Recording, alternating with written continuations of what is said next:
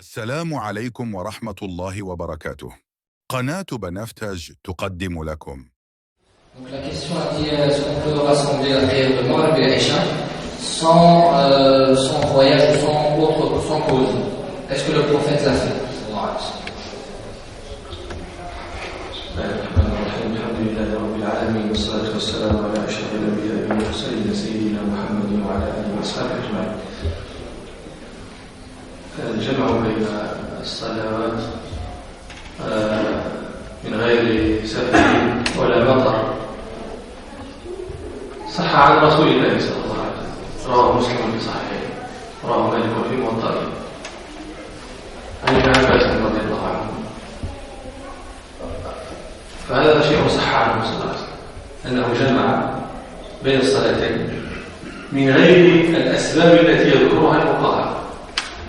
الفقهاء يذكرون من أسباب الجمع السفر، ويذكرون من أسباب الجمع المطر على خلاف بينهم في تفصيلات فيه، ويذكرون من أسباب الجمع المرض على خلاف أيضا بينهم في بعض ما يتعلق به. ولكن هذه هي ما يذكره الفقهاء من أسباب الجمع. فإذا لم يوجد شيء من هذه الأسباب فلا جمع. ثم هم يتحدثون عن هذا الحديث الصحيح أن رسول الله صلى الله عليه وسلم جمع في الحضر من غير سفر ولا من غير مرض ولا قطر. هذا الحديث من الأحاديث المتعلقة بمواقيت الصلاة، والأحاديث المتعلقة بمواقيت الصلاة كثيرة كثيرة. لم ينزل هذا الحديث فقط متعلقا بأوقات الصلاة، وأحاديث المواقيت كلها تدل على أن للصلوات أوقات ابتداء وأوقات انتهاء. معناه كما لا يجوز إيقاع الصلاة قبل بدء وقتها، كذلك لا يجوز أن تؤخر بعد وقتها. ثم استثني من هذا السفر والمرض والمطر، فهذه تخرج هذه الأسباب تخرج الصلوات عن وقتها إما تقديما وإما تأخيرا. هذا هو النظام العام للأحاديث، فهمنا من هذا. ثم جاء حديث ابن عباس رضي الله عنهما خارجا عن السياق العام لأحاديث المواقيت، فاختلف العلماء اختلافا فيه في فهمه وتأويله وتمثيله. فأكثرهم ذهب إلى أن هذا الجمع جمع صوري، هو جمع فيما يظهر وليس جمعا حقيقة. ما معنى هذا؟ يعني عندما تبصر هذا المصلي تحسب أنه جمع الصلاتين، وفي الحقيقة في واقع الأمر لم يجمع. كيف هذا؟ العصر متى يؤذن العصر عندهم؟ السادسة. سيصلي الإنسان الظهر في السادسة إلا 5 دقائق، صلى الظهر في وقته في آخر وقته، لكن بمجرد أن يقول السلام عليكم ورحمة الله السلام عليكم ورحمة الله سيكون دخل وقت العصر، فيقوم يصلي العصر، فصلى الظهر في آخر وقته وصلى العصر في أول وقته. أنت إذا نظرت إليه ترى أنه جمع الظهر والعصر، والحق أنه لم يجمع بينهما لأنه صلى كل صلاة في وقتها، فهو جمع صوري في الصورة فقط وليس جمعا حقيقيا. وهذا مذهب كثير من العلماء. من المذاهب رأوا أن هذا الحديث فيه هذا الجمع الصوري، وهذا طائفة من المالكية عارضته وقالت لا، بل جمع حقيقي وليس جمعا صوريا. ولكن هذا الجمع يكون في حال الحرج، وبهذا فسر ابن عباس لما سئل عن ذلك قال أراد أن لا يحرج أمته. ما الحرج؟ لأنه هذا السائل الذي يسأل هل هذا فعله النبي صلى الله عليه وسلم؟ نعم فعله النبي صلى الله عليه وسلم. يعني فأنا أفعله نعم فأنا أفعله.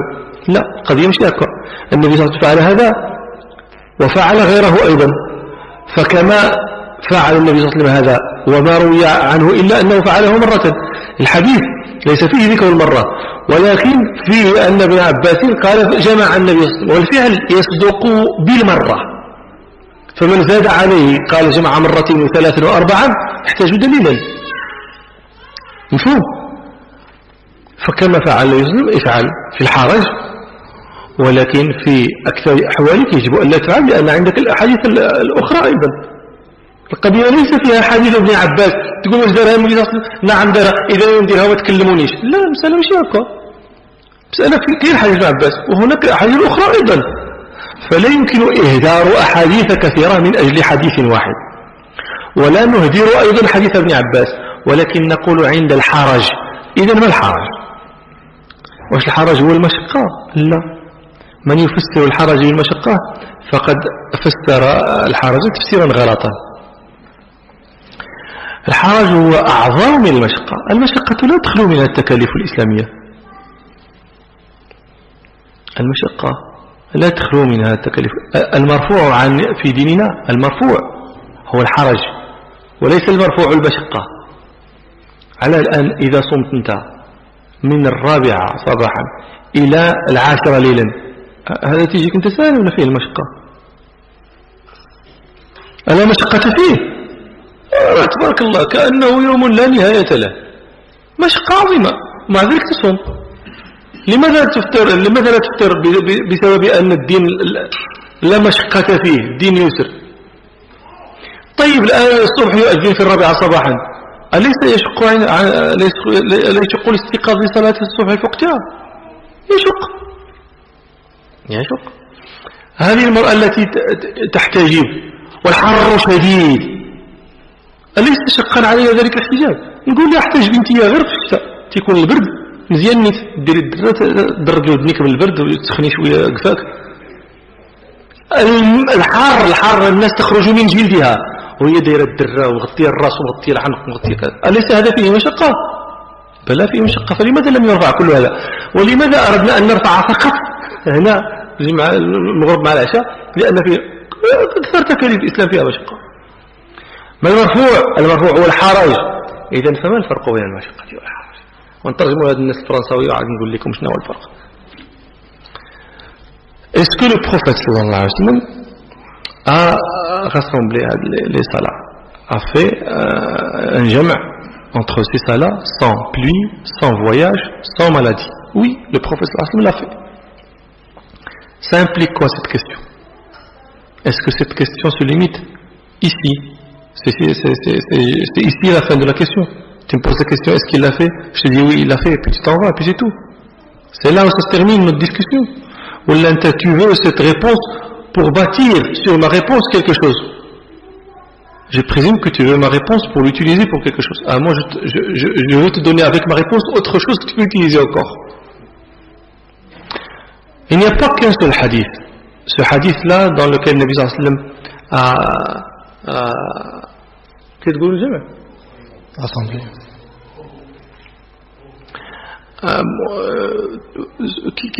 Qui sont qui ne comprennent pas le français, l'arabe? Dites s'il vous plaît, dites. Là je sais. C'est malheureux, il ne faut pas le dire. Il faut que vous appreniez à vos femmes et à vos filles l'arabe. Allah يسهل على الجميع. Là, de toute façon, je vais parler en français. C'est pas la question, mais je pose la question. Vous qui ne comprenez pas le français, mais vous comprenez quand je dis le jama' entre les salawat. Bien. Pourquoi on ne se tarde pas à expliquer des choses qu'ils comprennent déjà? Alors, le Nabi sallallahu alayhi wa sallam a fait un jama' entre les prières sans raison. Parce que les fuqaha, quand ils disent le jama', ils permettent le jama' à des conditions. Soit le voyage, et ça, il n'y a pas de divergence entre les savants, soit la pluie, et ça, il y a une divergence dans quelques détails, soit la maladie, il y a encore des divergences sur les détails. Mais sinon, ce sont les 3 conditions qui permettent le jama'. Dans ce hadith-là, et c'est un hadith authentique, rapporté par Muslim, rapporté par Malik, le prophète sallallahu alayhi wa sallam a fait le jama' à Médine, donc il n'y a pas de voyage, et sans malade, sans maladie, sans pluie. Pourquoi? C'est sorti, c'est un hadith qui est sorti de la règle générale. Cette règle générale, d'où les fuqaha l'ont pris? Ben des autres hadiths. C'est pas il y a une réunion entre les fuqaha, alors qu'est-ce que vous pensez, on va dire ça, on va dire ça. La chose ne se passe pas comme ça. Mais il y a plusieurs hadiths qui relèvent des mawaqit, la prière. Il y a plusieurs hadiths. Alors cet ensemble homogène de hadiths qui tend vers les mêmes choses, les fuqaha en ont tiré la règle générale, c'est que la salat doit être faite en son temps, sauf si il y a telle ou telle condition. Vient alors ce hadith qui sort de cette homogénéité. C'est pourquoi les savants, les fuqaha, ont divergé dans sa compréhension. Les uns, ils ont dit, ce n'est pas un jama' réel. C'est un jama' apparent uniquement. Mais en fait, dans la réalité de la chose, ce n'est pas un jama'. Quand ils disent que, bon, pour la première prière, par exemple, mettons que c'est jama' entre le Dohr et l'Asr, le prophète sallallahu alayhi wa sallam a fait sa prière dans le dernier temps du Dohr. C'est comme maintenant, le Dohr, l'Asr, il est à 6 heures, donc le Dohr, il se termine à 6 heures. Le temps du Dohr, il se termine à 6 heures. Lui, toi, tu fais ta prière à 6 heures moins 5 du Dohr. Tu fais 5 minutes. Ça te suffit pour faire les 4 rak'at. Tu fais salam alaykum, c'est 6 heures, c'est le temps du Asr. Tu te lèves après, tu fais le Asr. Quelqu'un qui se limite à l'apparence, il croit que tu as fait le jama'. Pourquoi? Parce que tu as fait les deux salats en même temps. Mais en fait, dans la réalité de la chose, il n'y a pas de jama', puisque tu as fait le Dohr dans le temps du Dohr et tu as fait le Asr dans le temps du Asr. Sauf que tu as fait le Dohr dans son dernier temps et le Asr dans son premier. C'est ce qui s'appelle, c'est ce qu'ils ont appelé un jama' figuré, un jama' uniquement apparent, mais ce n'est pas un jama' réel. Ça, c'est, comme l'ont expliqué, une large partie des ulama. Pourquoi l'ont-ils expliqué comme ça? Pour qu'ils le fassent rentrer dans l'homogénéité des autres hadiths. Bon, il y a des malikites comme d'autres qui ont dit non, ce n'est pas un jama' figuré, c'est un jama' réel. Donc ce n'est pas faire la première dans le dernier son temps et la deuxième au premier son temps, donc c'est un jama' réel. Alors pourquoi le Nabi sallallahu alayhi wa sallam l'a-t-il fait? Sans maladie, sans voyage, sans pluie? La question a été posée à Ibn Abbas, celui qui rapporte le hadith du Nabi sallallahu alayhi wa sallam. On lui a posé la question, pourquoi lui a-t-on posé la question? Déjà, ça c'est un élément de compréhension. Pourquoi poseront-ils la question à Ibn Abbas? Est-ce que chaque fois qu'Ibn Abbas ou quelqu'un d'autre qu'Ibn Abbas raconte quelque chose du prophète, on lui pose la question, pourquoi le prophète a-t-il fait? Moi je pose la question. Non. Il raconte, soit lui, soit quelqu'un d'autre, et puis les gens, ils se taisent et ils font. Ils ne posent pas la question, pourquoi? Alors moi je pose la question, pourquoi? Et ici, ils ont dit pourquoi. Ah, voilà. Là, c'est un élément de compréhension, parce que ça sort de l'homogénéité, ça sort de la règle. Et quand quelque chose vient sortant du mode général, ben on pose la question, pourquoi est-elle ainsi? On ne pose jamais la question pourquoi pour une chose qui vient dans la norme. Mais quand il y a quelque chose qui sort de la norme, on pose la question. Déjà ça, c'est un élément de compréhension. D'accord? Alors, Ibn Abbas, on lui pose la question. Pourquoi le Nabi sallallahu alayhi wa sallam l'a-t-il fait? Il a dit, pour que sa umma ne tombe pas dans le haraj. Bon, là, on commence à expliquer. Qu'est-ce que ça veut dire le haraj? Là, c'est la débandade dans l'explication du haraj. Chacun explique comme il veut. Il ne faut pas expliquer comme on veut. Le haraj, c'est un mot arabe que les Arabes comprenaient, que les compagnons comprenaient, que les savants de l'arabe comprennent. Donc tu ne peux pas dire ça, je ne peux pas, donc c'est haraj, donc je ne peux le pas faire. Là, ce n'est pas à toi d'expliquer. Toi, tu demandes ce que c'est que le haraj. Alors, comment est-il explique le haraj? Beaucoup l'expliquent par le mashqa, la difficulté. C'est une très très très mauvaise explication. Il n'y a pas d'enseignement dans l'islam qui n'est pas une difficulté, grande ou petite soit-elle, mais il y a une difficulté. Et j'ai donné des exemples. Maintenant, vous allez jeûner, Inch'Allah, Ramadan est proche. Vous savez combien vous allez jeûner? Combien d'heures? À plus. 18 heures. Ça fait. Et ouais, je sais pas ce matin. Le fait de jeûner 18 heures, il n'y a pas de difficulté d'ici. Il n'y a pas de mashqa. Pourquoi ne dit-on pas, ah bébé, puisqu'il y a mashqa, il y a haraj, je ne jeûne pas. Je vais attendre jusqu'à ce que le maghrib soit 4h30 ou là, bon, 5h, et là je jeûne. Il n'y a pas de mashqa. Les gens comme ça, ils font comme ça. Et pourtant, ils trouvent normal, bon, le jeûne, oui, c'est le mashqa, c'est la difficulté. Et il est supportable, oui. Quand elle devient insupportable, là c'est le haraj.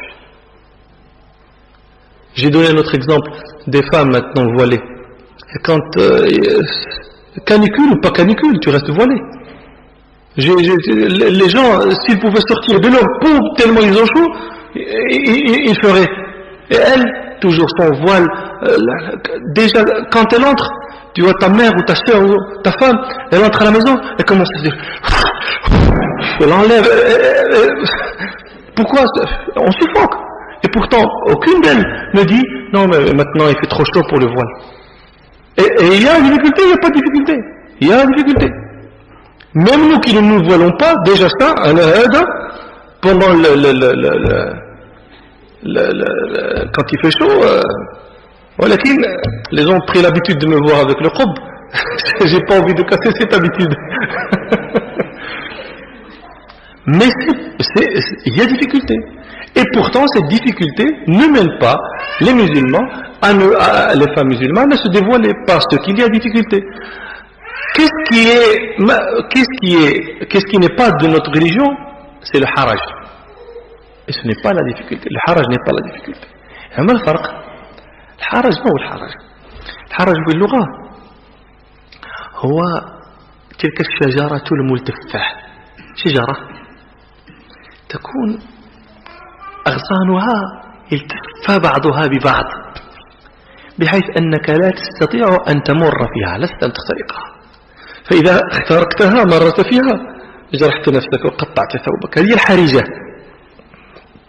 فالحرج هو هذا النوع من الضيق. من عادة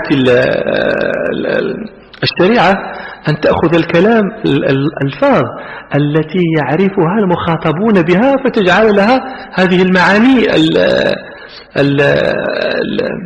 المعنوية، هذه المعاني التي ليست هي من المحسوسات ولكن أصلها محسوس. فإذا تكلم قيل العربي هذا شيء محرج، يجيء للعربي صورة هذه الشجرة الملتفة التي لا يستطيع الماعز ولا يستطيع هذا اختراقها لأنه ضيقة وكذا. هذا هو الحرج. فالشيء الذي يبلغ فيك أنت هذا المستوى هذا هو الذي يرفع عنك. أما مطلق المشقة فلا. يجي إلى سؤال صاحبنا، المراد منه فيما أحسب والله أعلم الجمع بين المغرب والعشاء في حالكم مثلا حيث لا سفر ولا مطر ولا مرض، فنجمع اليوم وغدا والشهر الجاي والشهر اللي مراه. علاش؟ لأن النبي صلى الله عليه وسلم فعل. معاذ الله، هل أنت عندك أن النبي صلى الله عليه وسلم فعل هذا كل يوم لمدة شهرين متتاليين؟ هذا كفارة هذا ولا؟ أنت عارفون في كفارة شهرين متتابعين؟ لا، إذا كان الحرج نعم يفعل، وإذا لم يكن حرج فالدين لا يخلو من مشقة والأجر على قدر النصب. ثم لا ينبغي أن يكون هذا فتوى عامة في مساجد الناس. طيب أنت عندك حرج، نحن لا نكذبك، أنت جيتي وقلتي أنا عندي حرج في هذه القضية. لا، إذا قلتي حرج المفتي هو ما داخلش في عظامك، يقول لك لا راك كذبتي ما عندك الحرج، أنت ودينك. ولكن أنت عندك الحرج، علاش كاع المسلمين أنت غتقول راه عندهم الحرج؟ علاش كل الناس خصهم يصلوا في الجامع المغرب والعشاء ويمشيو؟ شكون قال لك راه كل واحد في هذوك الناس راه فيه الحرج اللي فيك انت؟ فيك الحرج ما تجيش الجامع، سير جمع في دارك ونعس. ولكن المسلمين يحملون على الامر العتيق. نفهم كلام؟ فكيف بعد ذلك أنا أحدث أن في مساجد تجمع بين المغرب والعشاء، ثم يرجع هذا الذي جمع بين المغرب والعشاء فيرجع إلى بيته ويتعشى ويشرب الشاي، ويجي وقت العشاء اللي كان يصلي العشاء في الجامع هو راه تيشرب اتاي ياكل الحلوى باقي ما نعش. واش الحرج عندك اللي في الصلاة ولا؟ إذا المشكلة هذا. فهذه فتوى وعلى جلالة قائلها، يعني كانوا من أهل العلم، هذا الذي الذي كان أول من أنشأها وسيارها في أوروبا رجل من العلماء.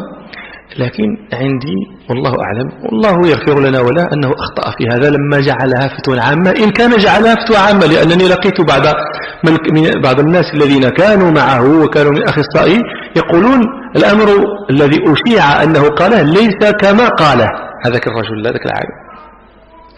فإذا جعلها فتوى خاصة فيجب أن تبقى على خصوصها ولا تعمم في المساجد، لأنه مثل هذا الأمر الذي يكون فيه الحرج يتعامل معه بالأفراد ولا يتعامل فيه بالجماعة. جماعة سافيني لطنب راكم كلكم في حرج، لا بأس، واش طاري لكم مالكم؟ نفهم الكلام. Donc la différence entre le haraj et la difficulté, c'est une difficulté grande, c'est une difficulté hors norme, c'est une difficulté qui est bon, c'est pas insupportable, mais qui est dur à supporter. Tu peux supporter, mais c'est vraiment trop dur. C'est ça le haraj. Quand il y a ce genre de difficulté-là, la charia ne t'oblige plus de faire, mais elle te trouve une issue de secours.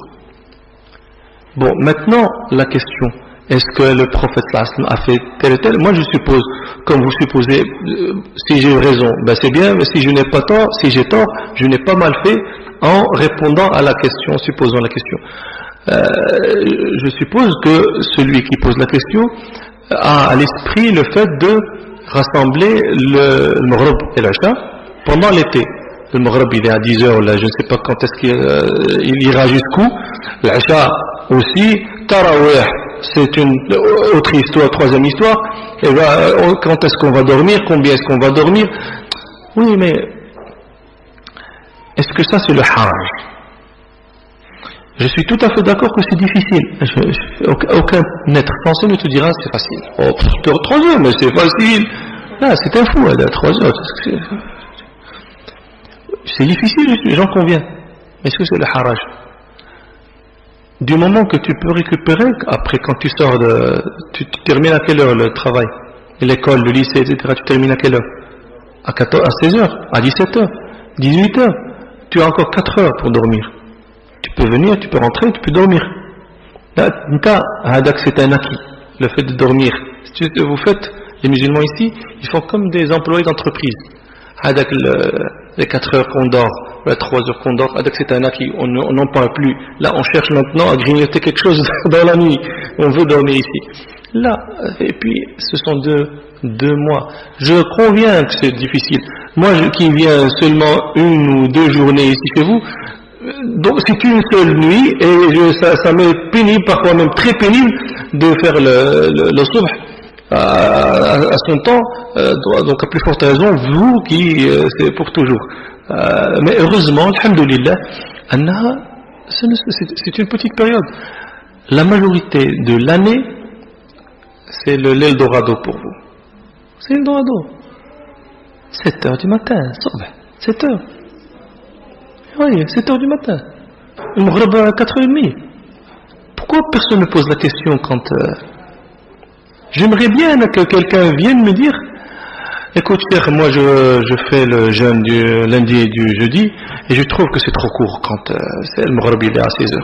C'est trop court. Est-ce qu'il y a une possibilité que... Là, on est bien, on est tranquille. Tu dis, oh, bah, tu sais, le jeûne pendant l'hiver, oh, c'est magnifique. Tu prends ton petit déjeuner, tu sors, tu reviens après le travail, tu déjeunes, et tu as jeûné la journée entière. Tu es bien. Tu sais, les Marocains, ils ont un proverbe. Ils disent, la biche, ce qu'elle a pâturé, Le verbe pâturer existe. Ce qu'a pâturé la biche dans le... Je dis l'auteur. Dans la plaine. Elle le paie, là dans la plaine. Elle le paie dans le... en escaladant. Ben oui. Maintenant c'est l'escalade pour vous. Après, Inch'Allah, viendra la plaine. On n'a pas l'escalade, mais on n'a pas la plaine non plus. Vous voyez, donc... المشكل ماشي هو هذا. عرفتوا شنو المشكل؟ المشكل هو يتعذب الإنسان ويصوم الإنسان ويصلي الإنسان وما يقبلش الله. هذا هو المشكل.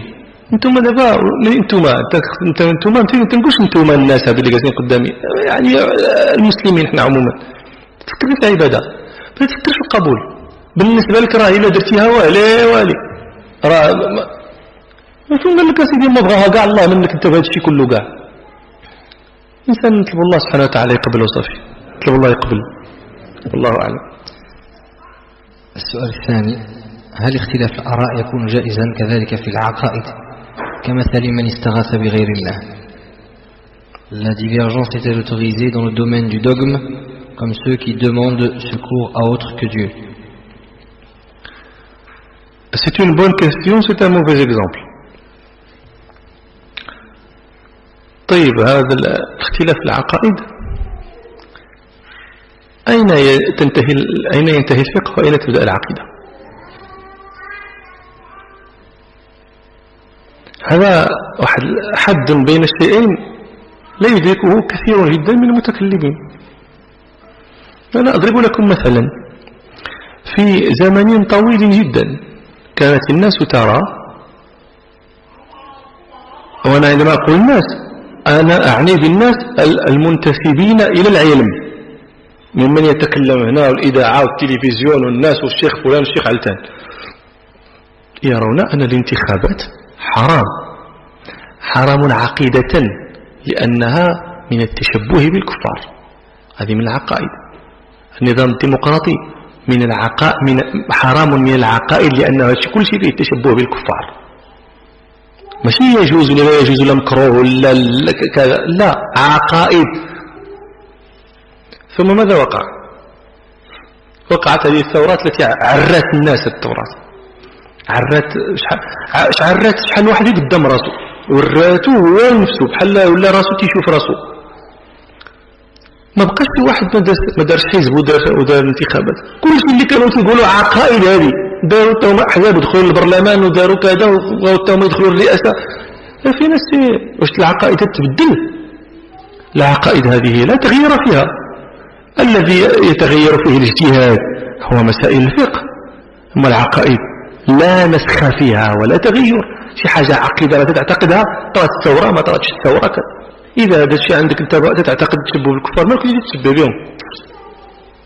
يا ليت لو كنت تقول أنا أرى أن هذا حرام وصرت أراه جائزا، لن يلومك الحماق هذوك اللي ما غادي يلوموك، ولكن العقلاء لن يلومونك. علاش؟ العقلاء لن يلوموك لأنهم يعلمون أن الاجتهاد قد يتغير، ولكن أنت كنت تدير أنت كنت تدخلهم في العقائد. احنا المغرب نقولوا كي وفين صبح عليك الحال. ايوه، اين ينتهي العقائد؟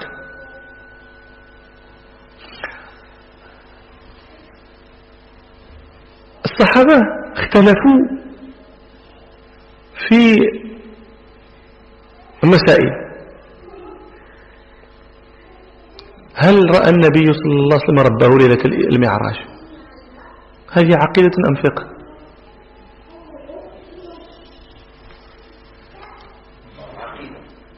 عقيدة. اختلفوا هل النبي صلى الله عليه وسلم أسري به يقظة أو مناما. اختلفوا هل أسري باسمه أم لا. هذه كل عقائد وهذه متخلف عندهم. C'est pour ça que je dis لهذا قلت أنا هذا سؤال جيد، ولكن التمثيل لهذا السؤال فاسد. هكذا العقائد كمن يستغيث بها. على الناس اختلفوا في الاستغاثة بغير الله. هذا سؤال يختلفوا في أن لا يستغاث بغير الله فيما يختص به الله تعالى. قد يستغاث بغير الله في أمور يستطيع غير الله أن يغيث فيها. أنت دابا لك أنت خارج هنايا وتلقاو لك شي واحد يبغيو يجريسيوك، ما غاديش تستغاث بمالين الجامع، المسلمين عتقوا الروح ولا ذا شرك. بلى، أنت تستغيث بغير الله المسلمين في أمور يقدرون على أن يغيثوك فيها، ولكن تستغيث بغير الله فيما لا يقدر عليه إلا الله. من يجيزه من العلماء هذا حتى تمثل لنا به في الخلاف في العقائد؟ واش فهمت القضية؟ فهذا هو المسألة. ثم يجب الإيضاح متى أين ينتهي العقائد، أين، هل ما اختلفوا في الإمامة أيهم يقدم على علي أم عثمان أو كذا، هذا اختلاف مسائل الإمامة، اختلاف في العقائد واختلاف في الفقه، وأحيانا قد يتداخل الفقه والعقيدة، فكيف تفعل؟ أنت بالنسبة لك العقائد ايش يجيك في البال؟ العقائد لا، الأشعرية صافي، عندك العقائد هما غير الأشعرية والآخرين، عندك العقائد هما طواف القبور، لا النذر القبور هذا لا يجيزه أحد من العلماء، يجي يقول لك راه يجي وذبح القبر ويقول لي هابون القبر أعطيني الولد وولد بنت، هذا يختلفوا فيه العلماء. فأنت تؤصل لاختلاف العلماء ثم تمثل لاختلاف العلماء بشيء لا يختلف فيه العلماء. فهمت المسألة؟ شنو السؤال الفرنسي؟ La divergence est-elle autorisée dans le domaine du dogme? Alors j'ai dit que quand est-ce que finit, où est-ce que commence le dogme? Où est-ce que finit le dogme? Peut-on aisément toujours différencier entre ce qui relève du dogme et ce qui relève du fiqh? J'ai dit que plusieurs parleurs, et je dis parleurs parce que je ne trouve pas de qualificatif plus adéquat pour ceux-là même qui parlent, ce sont des parleurs. Eux, peut-être qu'ils s'assimilent des ulama, moi je ne suis peut-être pas d'accord, mais de toute façon ils parlent, et je pense qu'en disant parleur, ce n'est ni un diminutif ni une insulte, et c'est une qualification honnête. Beaucoup de parleurs, quand ils parlaient de choses, comme par exemple les élections, comme par exemple le fait d'entrer dans des parlements, etc., ils voyaient ça, quand ils parlaient de démocratie, ils trouvaient ça dogmatiquement interdit, pas jurisprudentiellement interdit, mais dogmatiquement interdit. Ça arrive du dogme. C'est une chose qui mène à tashbuh birel muslimin, et ça c'est interdit dans le dogme. Qu'est-ce qui s'est passé? Il y a eu les révolutions dans des pays arabes. C'est le dogme qui a changé. C'est l'inchangeable qui change. Le dogme, c'est une chose qui ne change pas. Quand Allah subhanahu wa ta'ala dit qu'il est omnipotent, il n'y aura pas un autre verset qui te dit il n'est plus omnipotent. Mais tu trouveras bien un verset qui te dit que telle chose, par exemple l'wasiyya pour les parents est permise, et un autre verset qui te dit elle ne l'est plus, par exemple. Donc ça, c'est des choses qui peuvent changer. C'est la jurisprudence, les enseignements qui relèvent du fiqh, de la jurisprudence, mais pas le dogme. Allah est omniscient, Allah est ghafour, Allah est rahim, Allah ta'ala muttasif bil kamalat, Allah ta'ala munizza an naql, ça ne change pas. Alors quand tu mets la chose dans la case du dogme, tu n'as plus le droit au changement. Tu es venu, tu as mis la chose, les élections, le parlement, la démocratie, la kada, le vote, etc. Tu l'as mis dans la case du dogme. Après, c'est passé une chose que tu ne pensais pas que ça puisse arriver. Et tu as trouvé une issue au pouvoir, au parlement, la seule issue que tu as trouvée. Et tout à coup, tu as fait ton propre parti. Et tous ceux qui sont comme toi, la majorité de ceux qui sont comme toi et qui pensent comme toi, tout à coup pensent autre chose. Et c'est le dogme. Si c'était le fiqh, on n'allait pas s'en étonner parce que le fiqh, un ijtihad, ça change. Aujourd'hui, je te dis ça, je ne vois pas que c'est permis. Après 1 an, 2 ans, je peux changer d'idée, quelque chose se passe, etc. Je fais un autre ijtihad, je te dis, maintenant c'est permis. Personne ne me dirait, non, mais toi, tu changes d'idée comme ça, comme tu changes des chemises. Là, ça, c'est le propre de l'ijtihad. Le dogme. Tu changes dans le dogme. Comment cela peut-il? Et pourtant, nous avons vu le dogme changer. Moi, je me rappelle, il y avait un savant, parmi les premiers savants, qui ont, bien sûr, je parle d'un courant bien précis de pensée. Ce savant-là appartenait à ce courant de pensée. Et il avait sorti de la norme dans cette chose-là qui s'appelle le Parlement. Et lui, il était d'accord pour qu'il y ait un parti politique, etc., pour que ça entre et l'affaire, le jeu politique comme l'appellent les gens. Toute la mouvance s'en est prise à lui, sans exception. C'est un mot mubtadi'. Il y avait même, on ne parlait pas de divergence, on parlait de ça, c'est mubtadi'. Pourquoi? Parce que la chose chez eux, ça relève du dogme. Maintenant, vous faites toute la même chose. Tous, vous avez fait la même chose. Tous, bien sûr, presque tous. Alors, il faut, je sais pas, nous voulons juste comprendre. Nous ne jugeons personne, mais nous voulons juste comprendre. Si c'est un mubtadi', pourquoi vous faites la même chose?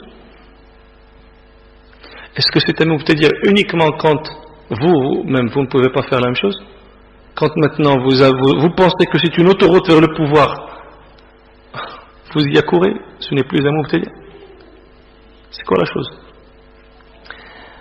N'aurait-il pas été plus judicieux pour vous de parler de divergence de jurisprudence?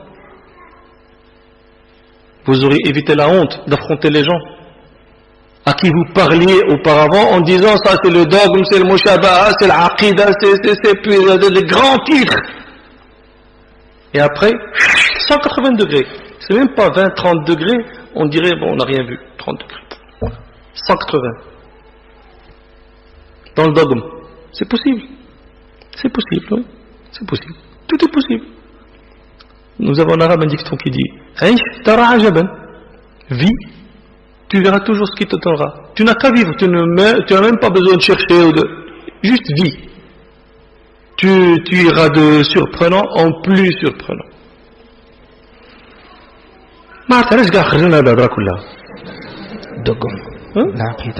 Dogme. Donc voilà, ça c'est pour vous dire qu'il y a une méconnaissance entre ce qui relève du dogme et ce qui relève du fiqh. Ça c'est un premier degré de réponse. Ensuite je dis aussi qu'il y a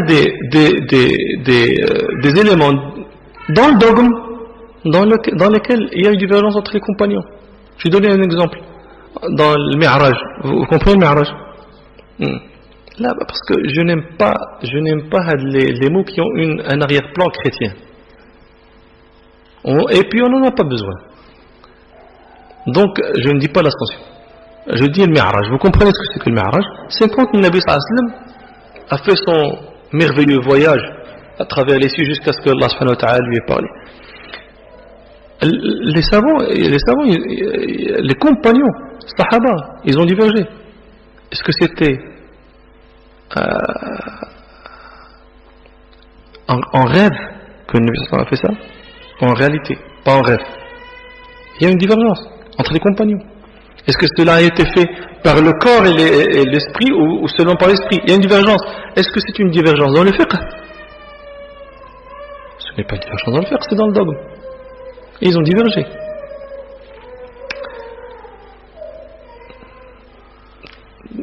نطلب الله سبحانه وتعالى نسأل الله أن يرزقنا الفهم في الدين.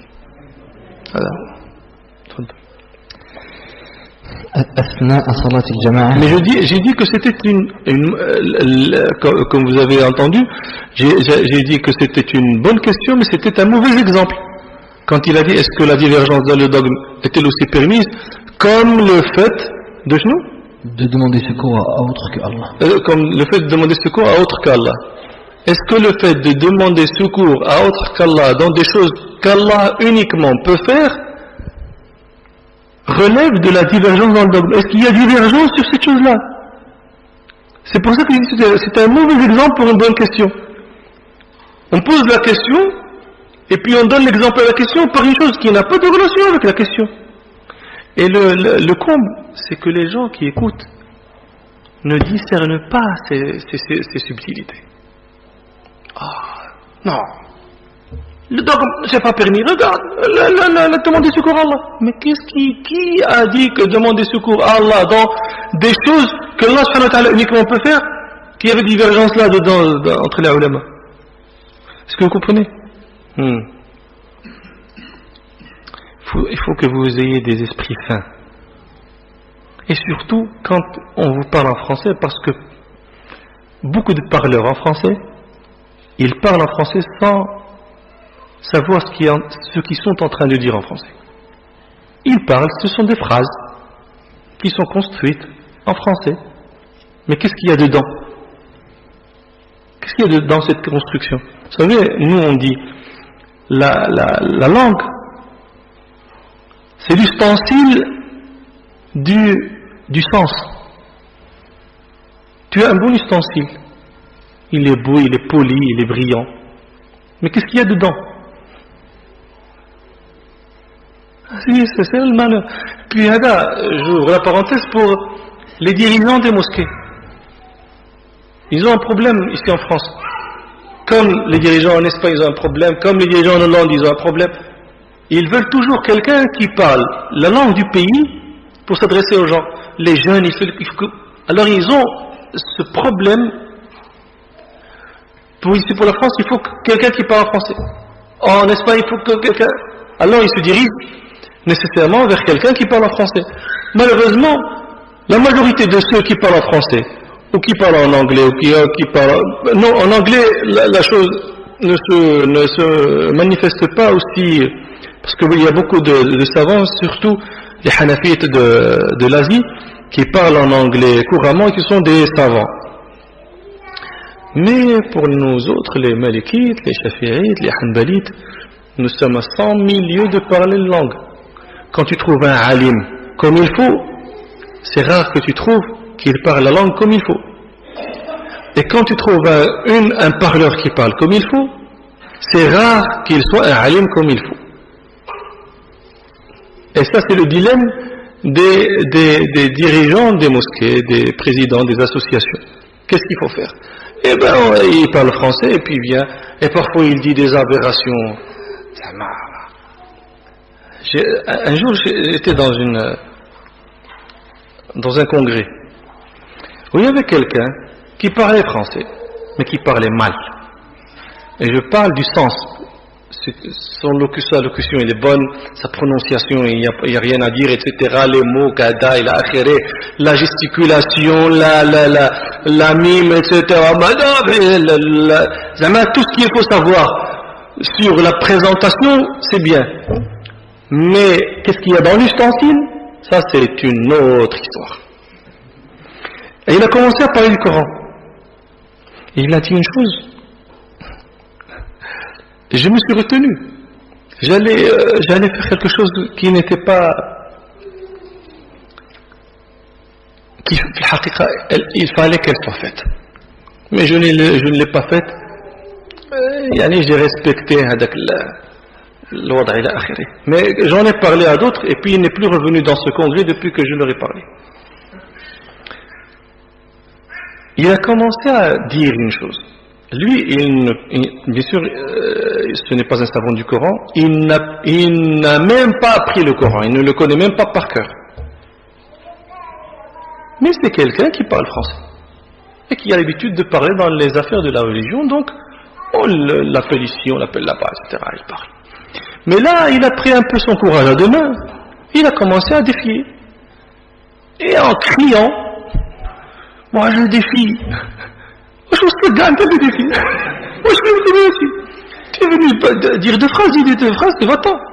Moi je défie les gens du dogme, les savants du Coran, les érudits. Tu défies toi. Et puis il a dit une chose. Moi, il y avait quelqu'un des organisateurs qui était à côté de moi. J'avais un téléphone dans lequel, comme vous tous, il y a un Coran. Je dis, regarde, la chose, lui, qu'il défie tout le monde et dit qu'elle n'existe pas dans le Coran, regarde, dans le Baqara, les premiers versets. Aïe. Tu vois, il défie tout le monde, les érudits, les savants du Coran. Elle n'existe pas dans le Coran. Allah Ta'ala ne fait pas ça. Aïe, اقرأ بعينك. Il y a que dans le Coran. Pourquoi ce cinéma? Pourquoi ce cinéma? C'est le problème. Pourquoi? Parce qu'il parle français. Mais moi je ne veux pas quelqu'un qui parle français pour qu'il apprenne à ceux qui ne comprennent pas l'arabe des choses que moi je ne veux pas qu'ils comprennent parce que c'est dans le faux. Le problème qu'il y a, c'est que j'appelle quelqu'un qui ne parle pas français mais qui est un savant, comme il faut. Après vient celui qui traduit. Lui il comprend pas, il comprend rien de ce qui se dit en français. Avec celui qui traduit, il fait sa leçon à lui, il ne traduit pas ce qui est en train d'être dit. À l'aise, parce que sur un ce n'est pas toi d'ailleurs, toi tu n'as pas traduit. Celui qui fait la traduction, c'est un professeur de français, c'était un professeur d'arabe. Non, c'est quelqu'un qui est venu en France, du Maroc, d'Algérie, Tunisie, de je ne sais pas où, qui n'a pas trouvé de travail, qui a eu un abri à la mosquée. Du jour au lendemain, il s'est trouvé imam, il s'est trouvé kada. Maintenant, lui aussi s'est érigé en alim, en mufti, en mujtahid. Et puis il fait kada. Et un jour, il vient et te dit, quand vient quelqu'un qu'on assimile à un alim et qui parle français, il dit, aujourd'hui, je ne vais pas faire la traduction parce que monsieur, il parle bien le français. Heureusement qu'il parle bien le français pour qu'il sache, qu'il comprenne un peu ce qu'il y a, le délabrement qui est en train d'être fait. Mais c'est grave. Et c'est pour ça que je dis, et c'est pour ça qu'hier je n'ai pas parlé, j'ai parlé peu en français pour vous inciter les gens ici, les femmes, les hommes, les grands, les petits, à apprendre l'arabe. Vous ne vous rendez pas service en n'apprenant pas l'arabe. En vous adossant aux traductions qui sont en train d'être faites, vous vous adossez à quelque chose d'ébranlable. Peut-être que vous êtes au courant, j'ai commencé des assises scientifiques ici, je suis en train d'expliquer l'Arba'in Nawawiya. Je fais un petit cours en arabe et puis une demi-heure aussi en français. Le hadith que j'étais en train d'expliquer la dernière fois, c'est le deuxième hadith de l'Arba'in Nawawiya. Alors la traduction, et c'est une traduction qui est, bon je dirais, plus que passable. Il est en train de lire, il arrive à l'endroit où Omar radiallahu anhu dit فَعَجِبْنَا مِنْهُ يَسْأَلُهُ وَيُصَدِّقُهُ. Quand Jibril alayhi salam pose la question à Nabi sallallahu alayhi wa sallam, c'est quoi l'islam? Et il dit l'islam c'est tel. Alors on lui dit tu dis vrai. Jibril lui dit bien sûr les compagnons qui étaient là, ils disent nous sommes étonnés. Il lui pose la question, il lui dit tu dis vrai. C'est une chose étonnante parce que quand tu dis vrai, ça veut dire que tu connaissais la réponse. Si tu connaissais la réponse, pourquoi tu poses la question? C'est une chose d'étonnement. C'est une chose étonnante. C'est une chose d'étonnement. La traduction, c'était comment? La traduction, quand il a lu, il a lu comme ça. Nous nous sommes étonnés tant de sa question que de sa réponse. Je dis c'est une mauvaise traduction. Parce que dans le texte arabe, ils ne se sont pas étonnés de la question. Qu'est-ce qu'il y a d'étonnant dans la question? Quelqu'un vient et te demande, parle-moi de l'islam, est-ce que tu peux me parler de l'islam? Est-ce que cela a quelque chose d'étonnant? Mais quand je te pose la question et je te dis oui, tu as raison, et là tu t'étonnes. Comment ça tu dis raison? Tu connaissais la réponse. Et ça, personne ne s'en rend compte. Personne. Tu prends ça comme c'est une révélation. Comme le texte en arabe c'est une révélation, la traduction c'est une autre révélation aussi. Il n'y a pas d'esprit critique, il n'y a pas de finesse dans même vous qui ne comprenez pas l'arabe.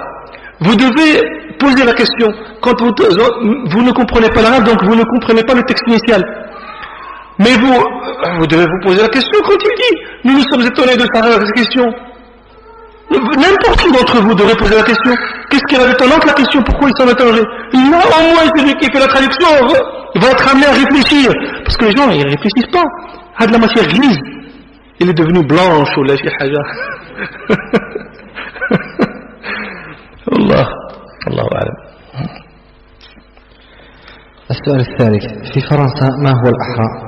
اتباع مذهب بعينه أو اتباع الفقه المقارن أو اتباع الدليل مباشرة؟ Donc la question: en France, faut-il suivre une école de pensée ou plutôt le fiqh comparé ou plutôt suivre la preuve directement? واش كاين هل يوجد فرق بين هذه كلها؟ الأسئلة عندك كثيرة ياك؟ كثيرة جدا. وإلا بقينا نهضروا بالعربية وعاودنا نهضروا بالفرنسوية الوقت ما بقاش، فأنا ما غاديش نبقى نجاوب بوحدة من اللغتين، لن أجيب بإحدى اللغتين. نجاوب غير بالعربية يترجم هو؟ لا راه هي هذيك.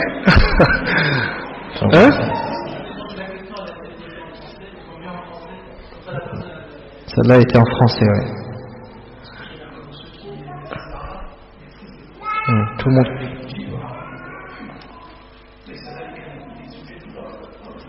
نعم لا على كل حال خلاوها هذوك تيقولوا من غير شخصنة، كلمة خايبة هذه، شخصنة زعما لا بيرسوناليزاسيون، شخصنة بازا سيدي.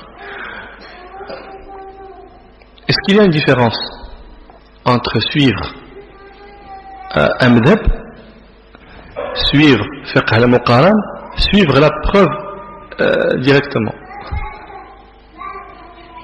Maintenant, celui qui suit le madhab maliki ne suit pas le fiqh al-muqaran, et celui qui suit le fiqh al-muqaran ne suit pas la preuve immédiatement, directement. C'est ce que vous savez, tout sort de la même mauvaise usine qui donne la même mauvaise compréhension. Tout retourne, c'est la même source. Maintenant, d'accord, pour suivre un madhab, c'est clair. Tu madhab maliki, hanbali, shafi'i, hanafi, etc. Ça, je te dis, tu suis ce madhab-là, tu ne te poses plus de questions. Mais maintenant, je te dis, suis le fiqh al-muqarin. Déjà, pour expliquer le fiqh al-muqarin, c'est-à-dire pour chaque question, pour chaque problème, pour chaque question qui se pose, on dit, les Hanafites ont dit ça, les Malikites ont dit ça, la preuve de cela est, la preuve de cela est, ceux-là ont répondu à ça, ceux-là ont répondu à ça, et puis le rajih est. Quand on dit le rajih est selon qui? Selon les Malikites, selon les Hanafites ou selon toi? La majorité de ceux qui parlent comme ça, c'est le rajih selon lui. Déjà, toi, est-ce que tu es apte à avoir un rajih, toi, et en France? Oui, je dirais oui. D'accord. Tu es habilité à avoir un rajih. Est-ce que ceux qui ont maintenant pris ton opinion pour argent comptant ont suivi le fiqh al-muqarin ou ont suivi ton madhab? Ils ont suivi ton madhab. Toi, tu ne fais que répéter la parole de certains savants qui sont certes des savants et qui, eux, avaient cette habitude de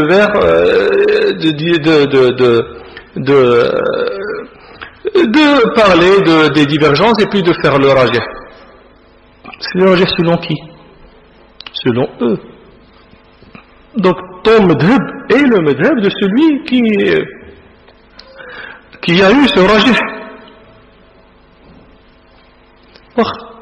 Ça c'est le fiqh al-muqaran. Maintenant tu suis la preuve directement. Qu'est-ce que ça veut dire tu suis? C'est-à-dire que tu ouvres Sahih al-Bukhari et tu lis et tu fais. C'est ça ce que ça veut dire? C'est ça que tu veux dire? C'est ça que tu veux m'expliquer quand tu dis la preuve directement? Certainement pas. Tu ne comprends pas l'arabe. Le français est mauvais. Traduction mauvaise. J'ai vu le dernier jour une traduction de Sahih Muslim. C'est une comédie. C'est une pièce comique, c'est pas Sahih Muslim en français. Tu ne comprends pas, quelqu'un vient, il n'a pas de travail, il n'a pas de kada, qu'est-ce que je vais faire? Je vais traduire Sahih Muslim. Il commence à traduire et c'est imprimé, c'est vendu, et puis un jour tu le trouves dans la bibliothèque de quelqu'un, Sahih Muslim en français, pas mal. Pas mal? Très mal.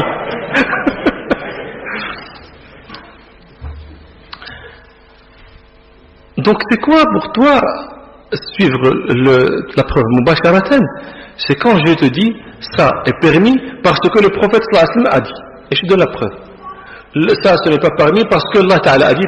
Maintenant, toi, tu penses que tu as suivi la preuve mubasharatan. Ce n'est pas vrai. Tu as suivi la preuve via moi. Pas mubasharatan. Mubasharatan, c'est ça. Tu lis et tu fais. Quand tu passes par moi, ce n'est plus mubasharatan. C'est la preuve, mais via moi. Ce via moi, est-ce que moi, c'est une révélation que j'ai? Quand la chose... Nous tous, nous connaissons ce hadith qui est authentique, qui est vrai, qui est dans le Bukhari. Mais il y a plusieurs explications pour ce hadith. Je vous ai donné un exemple maintenant du jama', des salawat. Dans Muslim, c'est un hadith authentique. Mais il y en a qui disent que c'est un jama' apparent uniquement, et puis il y a d'autres qui disent non, c'est un jama' réel. Maintenant, moi je te dis non, Al-Rajih c'est un jama' réel. Rajih, selon qui? Selon moi. Selon moi, selon les savants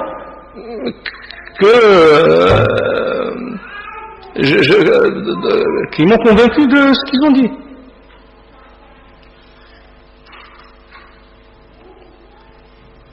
Donc c'est pour ça que j'ai dit, est-ce qu'il y a une différence? Maintenant, vous savez, les anciens, ils avaient dit, c'est une règle qu'ils ont. Ils ont dit, madhhabul aamiyyi madhhabu muftihi.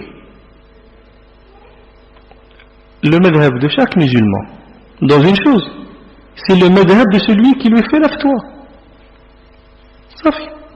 Maintenant, il te dit là, soit il te dit qala Malik, soit il te dit non, ça c'est permis parce que le Nabi sallallahu alayhi wa sallam. Quand il dit parce que le Nabi sallallahu alayhi wa sallam, c'est comment lui c'est la tendance que lui a préférée. Je ne dirais même pas que lui a expliqué, parce que c'est déjà expliqué bien avant lui. Mais c'est la tendance qu'il a préférée, qu'il a convaincu. Mais il n'y a pas que cette tendance. Je vous ai expliqué, je donne un exemple souvent d'un hadith qui est authentique. C'est le même hadith, qui a été compris de 4 façons différentes. C'est le même hadith. Pour le même hukm, pour la même affaire, les Malikites ont une opinion, les Shafi'ites ont une autre, les Hanbalites ont une troisième, les Hanafites ont une quatrième. Et tous partent du même hadith. Va maintenant, suis la preuve mubasharatan. Montre-moi comment tu vas faire. C'est une des voies que tu vas prendre. Soit tu vas être d'accord avec les Hanbalites, avec les Malikites, avec les Shafi'ites, il n'y a pas de cinquième voie de toute façon. Alors maintenant, moi je te dis, moi je te dis kada, fais ça parce que kada. C'est moi que c'est via moi que tu passes. Donc je trouve aberrant de gronder quelqu'un qui suit les Malikites pour suivre quelqu'un d'autre. Sauf que maintenant, toi, tu dessines le fait de suivre les Malikites, le madhhab maliki. Tu le montres comme suivre une voie autre que la voie de la Sunna et du Coran. Mais tu ériges un autre savant. Moi je dis que c'est un savant. Ce n'est pas là l'affaire. Ce sont des savants. Mais comment se peut-il qu'un savant doit être suivi plus que d'autres? Pourquoi? C'est la révélation qu'il reçoit? Ou là c'est un travail de matière grise aussi? Voilà. La question suivante, est-ce qu'il est autorisé que la femme corrige son mari lors de la prière? Le corrige ma correction que ce soit le Coran ou la prière. Bien sûr, elle le corrige. Oui. Il a oublié un verset, elle peut. Heureusement que il est chanceux, qu'il est une femme qui peut le corriger. Heureusement pour lui. Ensuite, en hiver, je quitte mon domicile pour aller en cours avant l'heure de la prière de Subh. Puis-je la prie avec quelques minutes d'avance?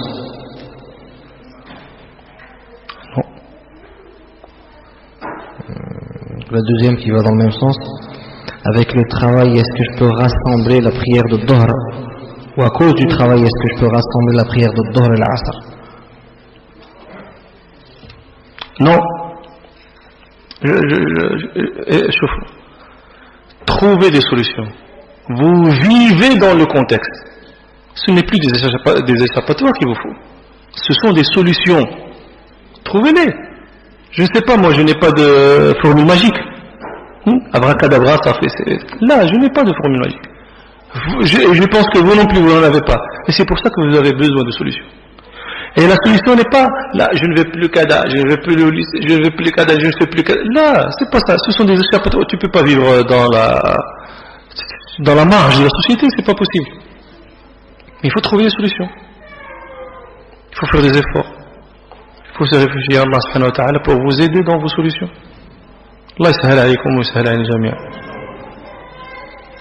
Pendant la prière, faut-il coller les pieds et les épaules avec ses voisins? Oui. Oui. Mais délicatement, doucement.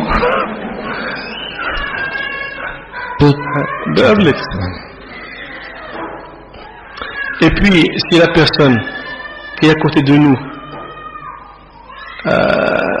s'enfuit de nous en éloignant son pied ou son épaule,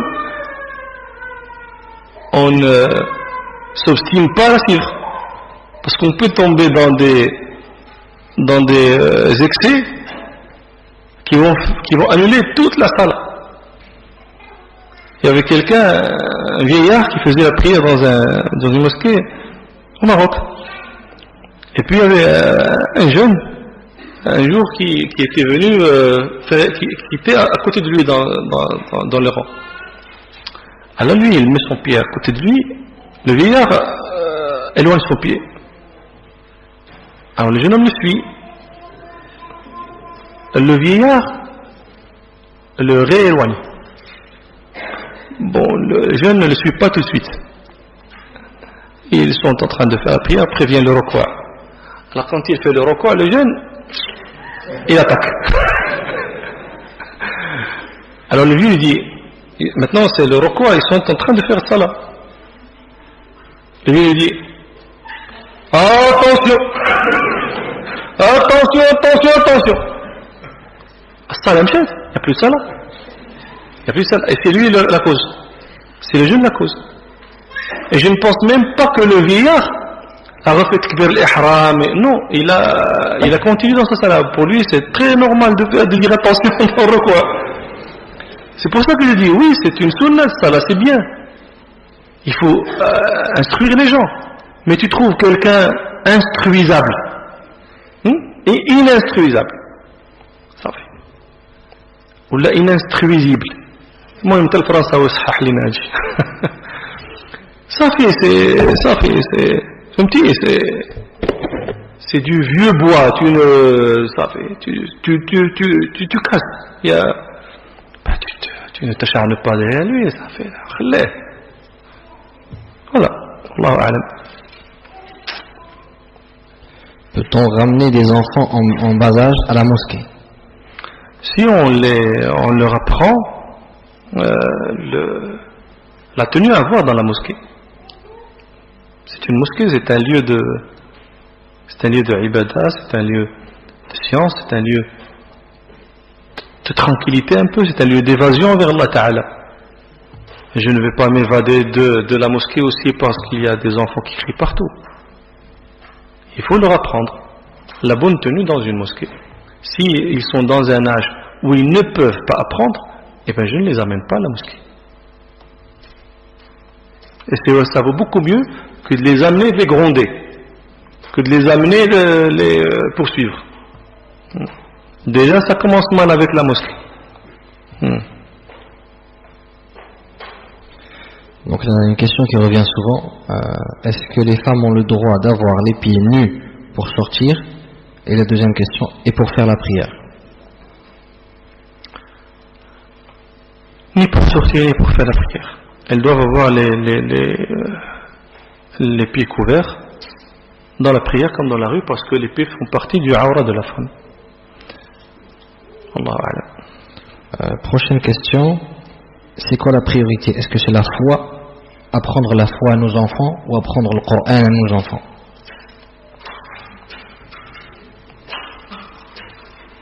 Vous savez, notre religion est une religion qui se vit.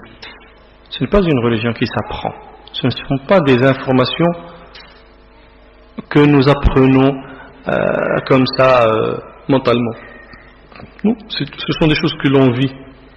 La foi, normalement, devrait être vécue dans ton ménage, dans ta maison. Tu n'auras même pas besoin de la rendre une science qu'il faut dire voilà.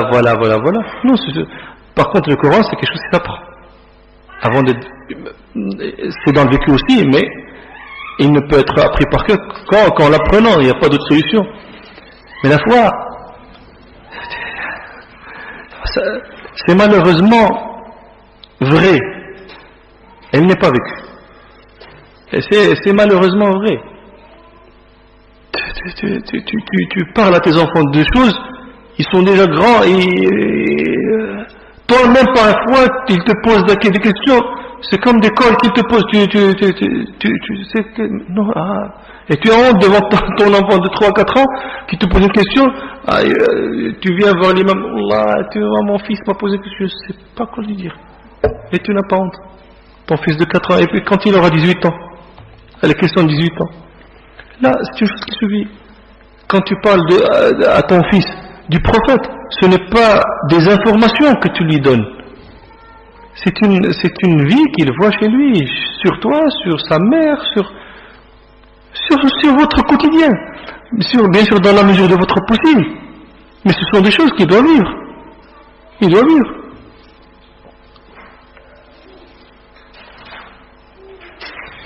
Que fait celui qui ne peut être présent pour le Jumu'ah à cause du travail? Est-ce que c'est autorisé de ne pas assister à Jumu'ah à cause du travail?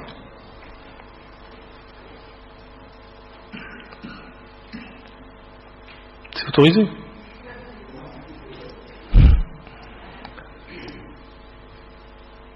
Le Jumu'ah c'est un travail aussi, non? C'est pas un travail, le Jumu'ah. C'est un travail que Allah subhanahu wa ta'ala a ordonné de faire. L'autre travail, c'est un travail que les gens ont ordonné de faire. On te regarde le travail que tu passes en premier. Est-ce que c'est celui que Allah subhanahu wa ta'ala a ordonné ou celui que les gens ont ordonné? Sauf que Allah subhanahu wa ta'ala a fait une petite issue pour des personnes qui seront dans le haraj.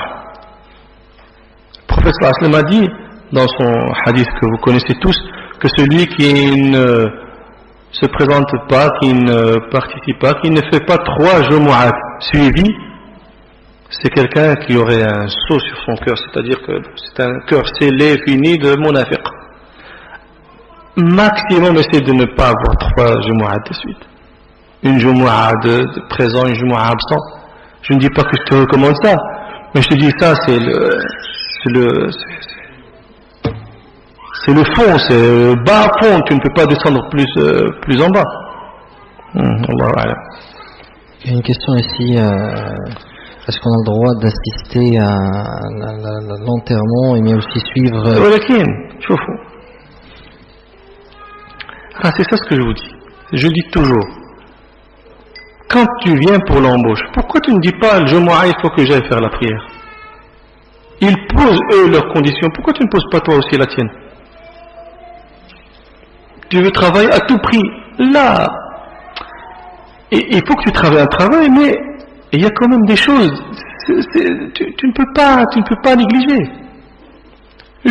À la limite, vous me donnez 1 heure ou 2 heures pour le Jumu'ah, je fais après 2 heures, 3 heures, mais c'est pas un problème, c'est pas un riba. Vous donnez-moi 2 heures, je vous en donne, je vous les retourne en 4 heures. Le Jumu'ah. Tu peux le faire. Vous ne faites pas l'effort de vous imposer un tout petit peu, vous ne le faites pas, vous avez peur, vous êtes timide, vous êtes... Et pourquoi vous êtes timide? Pour les choses que vous devrez être timide pour, vous ne l'êtes pas. Et pour les choses il n'y a pas lieu d'être timide, on est timide. Moi, tu viens, tu me dis, c'est une histoire que j'ai racontée. Il y a quelqu'un, j'étais un jour en Allemagne, j'avais un congrès là-bas. Il y a quelqu'un qui vient, le lendemain c'est mon dernier jour et puis je m'en vais. Il vient, il me dit, cher, il faut que je te dise au revoir maintenant parce que demain je ne pourrai pas venir. Je dis pourquoi? Il me dit parce que j'ai du boulot demain et puis je viens je viens tard chez moi et puis je dois faire toutes mes prières quand je viens à la maison et donc je ne serai pas à temps. Et quand il me dit je ferai toutes mes prières, je dis mais pourquoi tu ne fais pas tes prières à temps?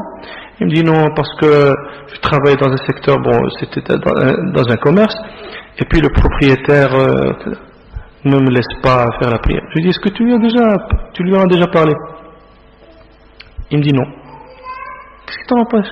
Qu'est-ce qui t'en empêche? Demande-lui, dis-lui je suis musulman, je dois faire le dohr. Au moment du dohr, je dois faire l'asr. Il me dit non. Je lui dis écoute, promets-moi que tu lui en parleras demain. Je lui dis oui, il me dit cher, je te promets, je vais lui en parler. Le lendemain, je le vois. Il est venu, il m'a pris dans ses bras, il allait me casser les côtes tellement il était content. Il me dit cher, aujourd'hui j'ai prié le dohr en son temps depuis je ne sais plus combien de temps. J'étais en train de pleurer en faisant ce jeu tellement j'étais content que j'étais en train de faire ma prière en ce moment. Il dit cher, tu sais ce qui est aberrant? Je lui dis c'est quoi? Il me dit le propriétaire du commerce est un musulman. Et quand il lui en a parlé, il dit mais pourquoi tu ne me l'as pas dit auparavant? Et vous avez le cas de cette personne-là, c'est le cas de plusieurs d'autres comme elle. Mais il faut faire un effort. Combien de fois il y a le français, le patron d'usine, etc. Ça c'est quelqu'un que je connais, c'est un vieillard qui c'est un travail manuel, donc ce n'est même pas un docteur ou un ingénieur qui peut se permettre de poser des conditions. C'est le bas de l'échelle. Ce sont la première génération qui est venue pour travailler et il se cachait dans son usine pour faire sa prière. Il y avait le patron d'usine, le contremaître, tout. Et lui, il ne pouvait pas ne pas prier. C'est un shelh. Il y en a des shelhs comme ça. Sa prière, il faut prier, ça fait une... Un jour, il est pris sur le fait, en flagrant délit de prier. Puis il y a le contremaître qui dit au patron d'usine, ah tu sais Flan, je l'ai vu, de mes propres yeux, en train de faire sa prière.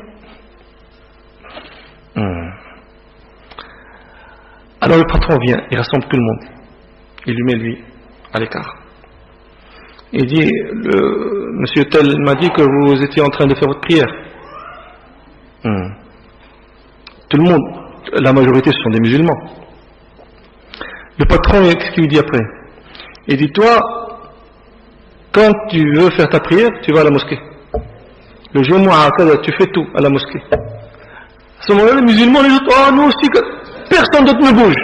Lui uniquement. Il n'a même pas eu le besoin de demander. Le français l'a fait. Pourquoi? Ça fait bain, très clair. Celui-là, la chose, il la prend au sérieux. Juste une récréation de plus. Vous ne faites pas l'effort. Et puis vous oubliez toujours que celui qui a le cœur des gens entre ses mains, c'est Allah Ta'ala. Pas vos cœurs à vous uniquement, même le cœur des patrons. Un chrétien, un juif, un français, un polonais, un chouah de gage, un qamar. Allah subhanahu wa ta'ala, c'est son cœur, c'est entre les mains d'Allah Ta'ala. Tlab Allah Ta'ala. Tlab Allah Ta'ala. Implore Allah, mais implore. C'est un dua de quelqu'un qui est dans le besoin.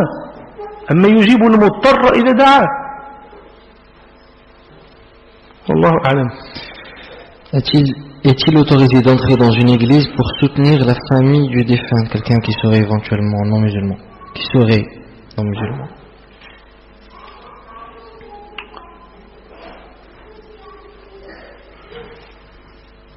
الله أعلم. لا أدري. Quel est le statut de Salat al-Tasbih? Est-elle équivalente au sermon du vendredi pour celles qui n'y assistent pas? C'est quoi Salat al-Tasbih? C'est quoi Salat al-Tasbih qui peut être à la place de Salat al-Jumu'ah? Je ne sais pas moi Salat al-Tasbih qui peut être à la place de Salat al-Jumu'ah. je connais une salat tasbih sur laquelle il y a une très grande divergence entre les ulama. Mais ce sont une nafila. Mais une salat tasbih, pour une personne qui n'assiste pas au Jumu'ah et qui fait salat tasbih et qui pense que c'est bon pour son Jumu'ah, ben il n'y a pas. En arabe, وهل تقوم مقام صلاة الجمعة بالنسبة للنساء التي لم يحضرن للجمعة. Alors la femme n'a pas d'obligation de Jumu'ah. Le Jumu'ah n'est pas une obligation pour la femme. Si elle vient, c'est bien. Mais si elle ne vient pas, elle n'est pas tenue de la faire pour qu'elle commence à réfléchir à quelque chose qui puisse venir à la place du Jumu'ah. Si elle ne vient pas au Jumu'ah, elle fait son dohr et puis c'est tout. Allahu a'lam. Une question dans les transactions. Quel est votre avis jurisprudentiel sur le taux de change au noir?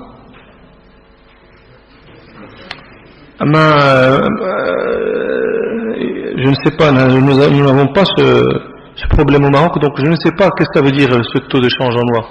Donc je présume qu'il y a deux taux de change.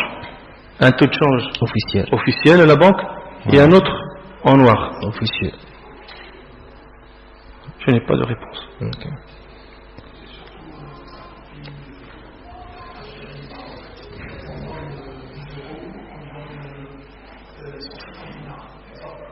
Là, mais nous n'avons pas ça au Maroc.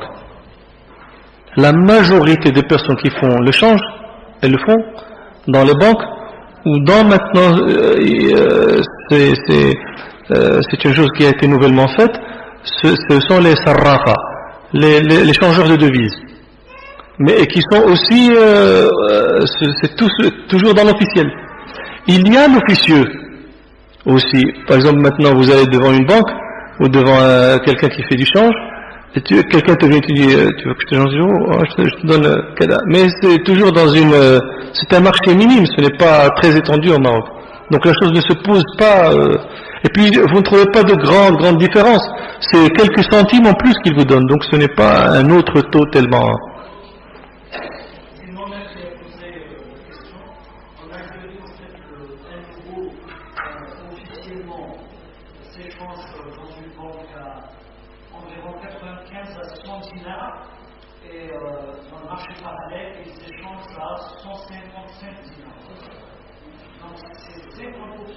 De plus. Et je ne pense pas que vous en obtiendrez encore. je ne peux pas vous donner d'avis. Quel est le statut de se marier chez l'imam et seulement chez l'imam? Les défauts, les conséquences de cette façon de faire? Moi, je ne suis pas d'accord. Mon opinion, c'est qu'il ne faut pas le faire. Je ne dis pas que c'est invalide de le faire, que c'est batil de le faire, mais je déconseille très énergiquement de le faire. Pour ce qui s'ensuit de problème. Quelqu'un vient et épouse une fille chez l'imam. Après, il se passe quelque chose, il se bagarre, il s'en va. Comment tu fais pour la divorcer? Il n'aura pas. Sauf qu'il s'en va. Et elle est en France, lui il est parti au Maroc. Il est parti en Algérie, en Tunisie. Il ne revient plus. Il s'est marié. Ria, elle est toujours son épouse officieusement, légalement, dans la charia, oui. Mais comment tu fais pour maintenant la détacher de lui, la libérer de lui? Comment tu fais? Tu vas chercher, toi l'imam qui l'a marié, tu vas chercher tu vas chercher. Ou là, tu t'en fous. Ça fait, on t'a donné 50 euros, là, 70 euros, tu les as mariés, puis elle se débrouille. Ouais, elle se débrouille, elle va le chercher au Maroc. Il ne veut pas il veut pas divorcer. Qu'est-ce qu'il fait? Comment tu fais une taille d'abord pour trouver une solution? Comment tu fais ça? Elle est foutue de chez foutue, elle dit. Et ça, ce n'est qu'un problème. Imagine qu'elle soit enceinte. Peut-être dans les papiers français, je ne sais pas comment ça va se faire, mais religieusement, avec l'enfant, comment il va faire pour sortir ses papiers que au Maroc ou là en Algérie ou là, c'est le fils de tel. Il n'y a pas de papier. Il n'y a pas de papier. Comment tu fais? S'il meurt, il n'y a pas d'héritage, il n'y a rien. Comment tu fais? C'est une débâcle qui est en train de se passer. Ce sont des problèmes sans fin que tu es en train de créer quand tu es d'accord pour faire un mariage sans papier. Malheureusement, écoutez, nous vivons dans une époque de papier. Les droits et les obligations vont avec les papiers. Je ne parle même pas de France, partout. Cette histoire, elle est aussi bonne pour la France, comme pour le Maroc, l'Algérie, tu me dis partout. Tu es incapable de présenter une justification que telle était sa femme, que tel est son fils, et ouais, ça, là on vient s'épouser, pourquoi c'est légal, c'est islamique, c'est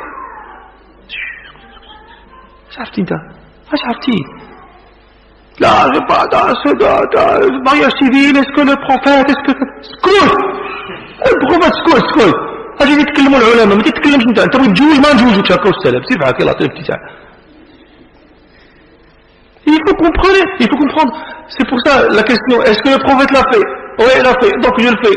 Ça fait, tu as fait le indéfiniment, 50 fois par jour, tu as rassemblé, fait le jam' des salawats d'ici à 20 ans avant, au Sgazafi. Ça va? Le prophète l'a fait. Il faut prendre les choses sérieusement. C'est pour ça que je ne dis pas que ce n'est pas légal religieusement. Mais qu'est-ce qui se passe après comme problème? Il y a des problèmes insolubles. Et Allah, elle a 17 ans, 18 ans, 19 ans. Elle n'est plus mariable. Elle a perdu une condition de validité du mariage. Et elle ne peut plus être mariée, sauf s'il la divorce. Et lui, il ne veut pas divorcer. Il est introuvable. Tu sais même pas où il est. Parti. Mana. Et je vous donne. Tu sais que ça, c'est quoi la solution, religieusement? Ça, on appelle ça la femme du mafqoud. Mafqoud, le perdu. Et vous savez, la femme du mafqoud, qu'est-ce qui se passe pour elle? Il y en a plusieurs opinions selon le cas de la perdition. Pas une perdition physique, c'est qu'il est introuvable. Elle attend 70 ans.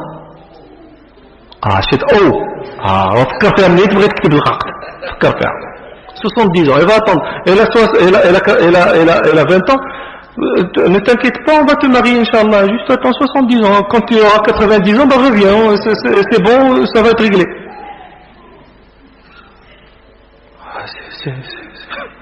c'est terrible tu fais faire comment et quand le fils qui va naître on lui dira où est ton père?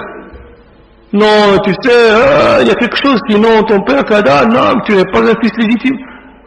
Est-ce que vous pensez à ça? Vous réfléchissez à tout ça? Alors c'est pour ça que ceux qui disent qu'il ne faut pas, alors, ce sont des raisons mais très très très très importantes pourquoi ils disent qu'il ne faut pas le faire.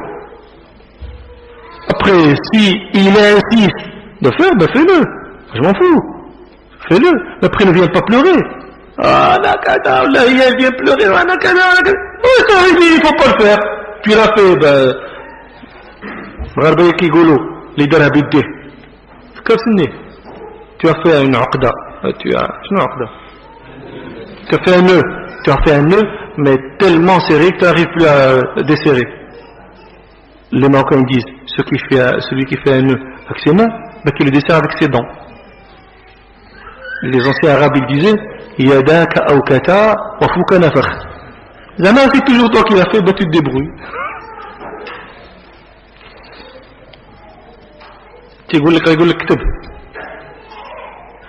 نحصل كتبيات صغير. Je fais pas ça. 7000 € d'amende pour l'imam s'il fait une différenciation. S'il marie des gens. Là, combien? 7 000 €. 7 000 €. Et combien est-ce qu'il prend l'imam quand il fait un mariage? Combien? Entre Fisabillah et 100 €, 150 €. Donc, combien lui faut-il de 150 € pour arriver à 7 000 €? Bzaf. خصو يماري باريس بالضواحي ديالها باش يخلص ضريبه واحده. Mes parents sont pauvres, je donne des fois à mes parents et des fois à des pauvres. Je donne l'aumône des fois à mes parents, des fois aux pauvres. Est-ce que je devrais donner plutôt à mes parents qui sont pauvres, obligatoirement ou pas?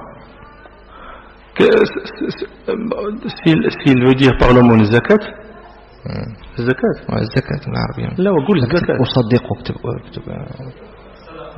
الصدقة هادشي اللي كتب. نصدق على المحتاجين. Bon, déjà zakat. ايوا اسمع. Zakat ne peut pas être donné aux parents, ni aux parents, ni à la fille, ni au fils, ni à toute personne pour laquelle tu es obligé de subvenir aux besoins. Et tes parents, s'ils sont pauvres, tu es obligé de leur donner ce qu'il faut pour subvenir à leurs besoins. Donc ce n'est pas le domaine que tu fais, tu es dans l'obligation de faire. Donc aux personnes pour lesquelles nous avons l'obligation de subvenir aux besoins, nous pouvons donner la zakat. Si ce n'est pas la zakat, c'est l'aumône. On ne parle pas d'aumône quand on donne aux parents.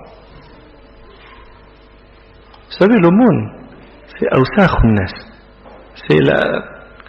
On est en train de laver notre argent à nous en donnant de l'aumône. On est en train de faire tahara à notre argent. Donc, normalement, on ne devrait pas le donner aux parents. Ce n'est pas aux parents. C'est les parents, il faut subvenir aux besoins. Après, l'aumône, on peut donner à d'autres. Mais les parents, normalement, ne peuvent même pas être considérés comme aumône. Déjà, tes parents, s'ils ont dans le besoin, ils peuvent prendre de ton argent. Ils peuvent même ils peuvent ne pas attendre que tu leur donnes. Ils peuvent eux-mêmes prendre. Comment tu peux leur faire l'aumône alors qu'eux-mêmes peuvent prendre ton argent? Ils n'ont qu'à tendre les mains pour se servir. Mon mari exprime le divorce quand il est énervé. Je patiente pour le bien de ma famille. Quel est le statut religieux de cela? Et est-ce que nous sommes toujours mariés ou pas? Il prononce le divorce. S'il prononce le divorce, tu es divorcé. Maintenant, il est énervé, c'est normal. Et le divorce n'est généralement prononcé que s'il y a énervement. Une autre façon de faire n'est même pas envisageable. Je ne pense pas que quelqu'un est en train de raconter ses blagues avec sa femme et puis une fois qu'il a ri bien comme il faut, il dit merci, hein, tu m'as fait rire, tu t'enlèves. Je ne pense pas que ça se passe comme ça, non? Et plutôt il y a une dispute, il y a un énervement, ça va en haut, et puis il dit bon, tu t'enlèves. Le fait qu'il soit énervé, c'est l'état normal des choses, c'est ce qui va avec le divorce. Dans la majorité des cas, bien sûr, il y a des fois un divorce à tête reposée, mais la façon générale, c'est quand il s'est énervé. Là maintenant, tu me dis, je suis énervé, je lui dis que tu es divorcé, tu lui dis que tu es divorcé, elle est divorcée. Alors je ne sais pas, si vous êtes encore marié femme, je ne sais pas combien de fois il te l'a dit, mais s'il te l'a dit 3 fois, vous n'êtes plus marié femme. Allah A'lam. Que doit faire une femme qui, arrivant au début du Ramadan, n'a pas fini de rattraper pour des raisons de santé ses jours de jeûne manqués du mois de Ramadan dernier? Qu'elle les rattrape après le deuxième Ramadan.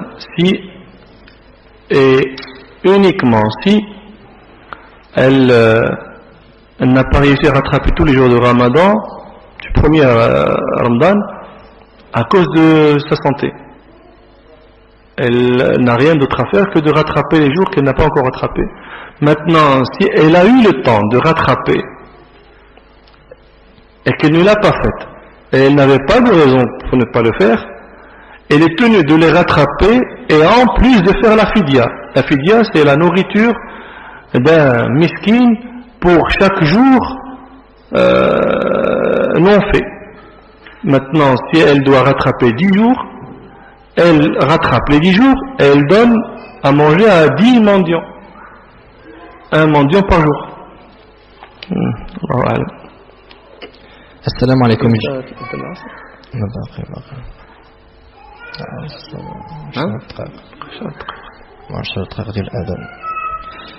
Assalamu alaikum. J'ai eu récemment un problème avec l'achat d'une voiture. Le vendeur, un musulman, m'a arnaqué dans les détails.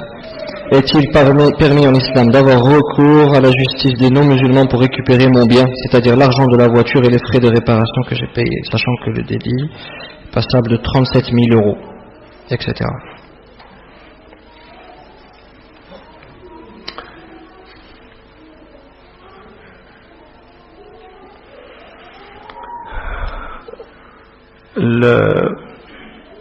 Le bien d'un musulman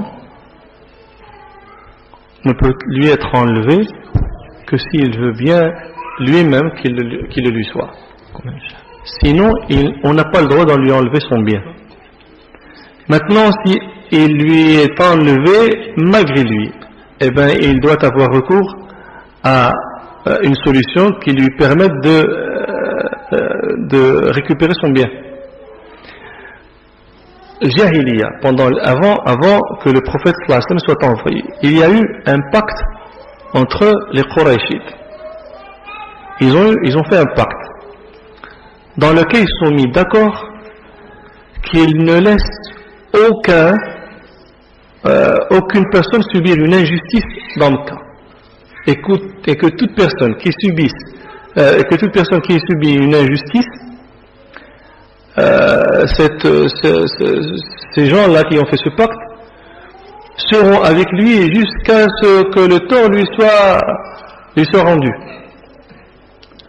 Le prophète sallallahu alayhi wa sallam un jour a parlé de ce pacte et il a dit que du'aytu ila halfin, j'ai été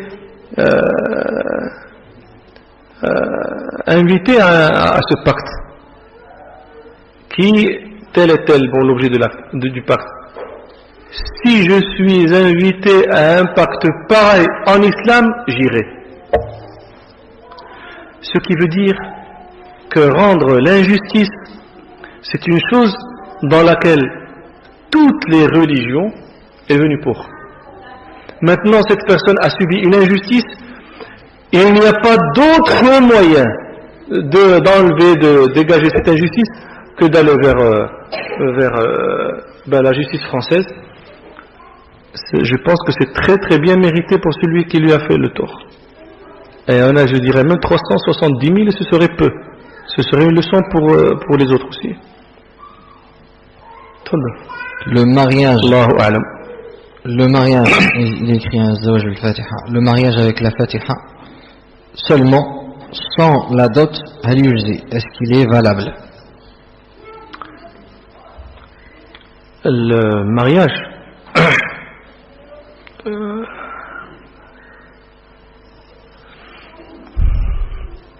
sans dot n'est pas un mariage valable. Et la dot est un fondement des 4 fondements de l'acte de mariage. Mais est-ce que la dot doit être donnée, reçue? Non, il peut y avoir dot, soit elle peut être donnée après, soit bon, mais il faut que dot il y a. Il faut qu'on parle de dot. Il faut pas passer la dot sous silence, disant que bon, il suffit de.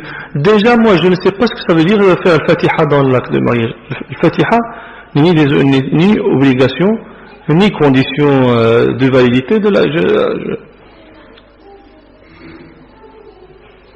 Quelqu'un qui fait un acte sans lire la Fatiha, c'est un acte, s'il a les autres conditions, c'est un acte valide. Mais si tu fais uniquement le Fatiha, c'est un acte invalide, sans aucune divergence là-dessus. Fatiha, c'est dans la salat, c'est pas dans le mariage, l'acte. Allahu a'lam. Est-il possible à une femme de demander à son époux de ne pas jeûner un jeûne surrogatoire, d'autant qu'ils vont passer toute la journée ensemble et que l'époux n'est pas souvent là? Oui, parce que l'époux, comme l'épouse a son obligation de satisfaire son mari, le mari aussi a pour obligation de satisfaire son épouse. Et puis le propre du mariage, c'est d'éviter au mari comme à la femme de regarder ailleurs. Et ça, c'est une chose, Allah subhanahu wa ta'ala a créé dans l'homme et dans la femme. Si tu n'es toujours pas là, et quand tu es là, tu fais le jeûne, c'est que tu n'es jamais là. Et vous savez que Abdullah ibn Amr ibn al-As s'est marié, son père, Amr ibn al-As, radiallahu anhu, l'a épousé, lui a donné une femme. Un jour, il est venu pour voir sa belle-fille, il lui pose la question comment ça se passe. Alors elle commence à faire l'éloge de son mari, Abdullah ibn Amr, et lui dit Abdullah ibn Amr, ton fils, c'est ni'ma al-abd, il n'y a pas de abd meilleur que lui, il fait le jeûne, il fait kada, il fait kada. Elle lui explique d'une manière très polie que il ne fait pas ce qu'il doit faire. S'il jeûne toute la journée, s'il fait la prière toute la nuit, il n'a plus le temps pour son épouse, et il est récemment, ce sont de nouveaux époux. Alors le père, il comprend la chose, il va, il gronde son fils, il l'insulte. Moi je t'ai choisi une femme parmi les meilleurs de Quraysh, etc. Et toi tu fais comme ça, tu fais comme ça. Et puis il l'emmène vers le prophète sallallahu alayhi wa sallam. Et il dit regarde ça là. Et puis le prophète dit à Abdullah ibn Amr,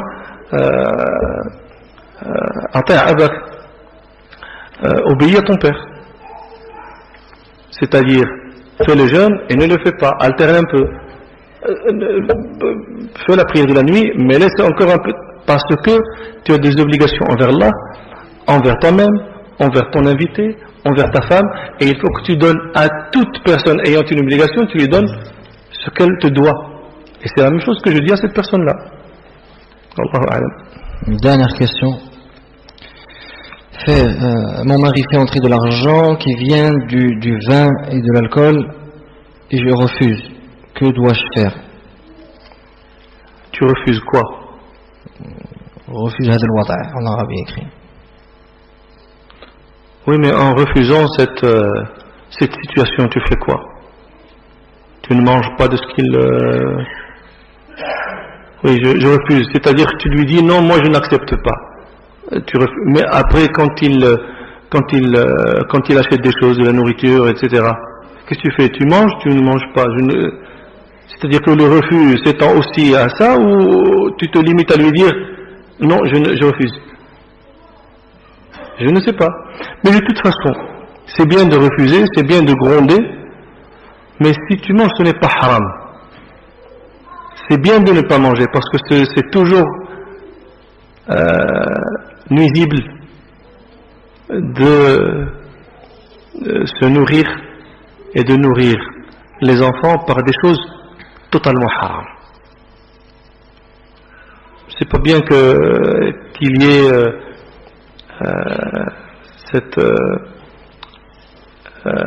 cette évolution avec de l'argent purement haram. C'est très nuisible, c'est grave. Mais l'ithm ne t'incombe pas, ni toi ni tes enfants si vous en avez. L'ithm lui incombe à lui uniquement. Mais c'est bien de ne pas manger, essayez de ne pas... Je ne sais pas, si vous trouvez d'autres solutions, s'il y a une autre source de... Manger de l'autre source uniquement et laissez-lui ses revenus, etc. Et puis s'il y a quelqu'un que ton mari respecte, ben qu'il lui en parle.